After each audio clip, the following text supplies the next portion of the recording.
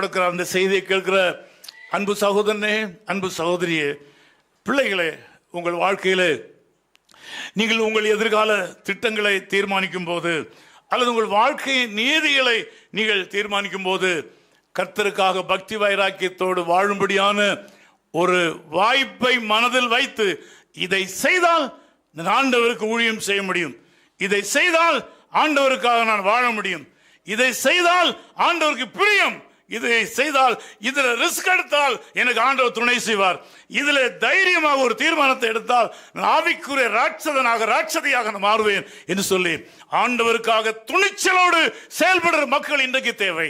அது இங்கே இருந்து எழும்ப வேண்டும், அது இங்கே இருந்து எழும்ப வேண்டும். ஆண்டவருக்காக நேரடியாக தங்கள் வாழ்க்கையை முதலீடு செய்கிற பரிசுத்தவான்களை கர்த்தர் தேடிக்கொண்டிருக்கிறார். அதற்காக தான் உங்களை ஆண்டவர் கூட்டிக் கொண்டு வந்திருக்கிறார். நீங்கள் உங்கள் வாழ்க்கையில உங்கள் கல்வியையோ அல்லது உங்களுடைய பொருளாதாரத்தையோ அல்லது ஒரு பிசினஸையோ நீங்கள் தீர்மானிக்கும் போது ஆண்டவராகிய இந்த காரியத்தை செய்தால் என்னுடைய ஆண்டவராகிய இயேசு கிறிஸ்துவுக்கு விருப்பமா, அது பிரியமா, இது ஆண்டவருக்கு மகிமை உண்டாகுமா, இதனால தேவனுடைய ராஜ்யம் கட்டப்படுமா, ஆம் எஸ் என்றால் அதை நீங்க செய்யுங்கள்.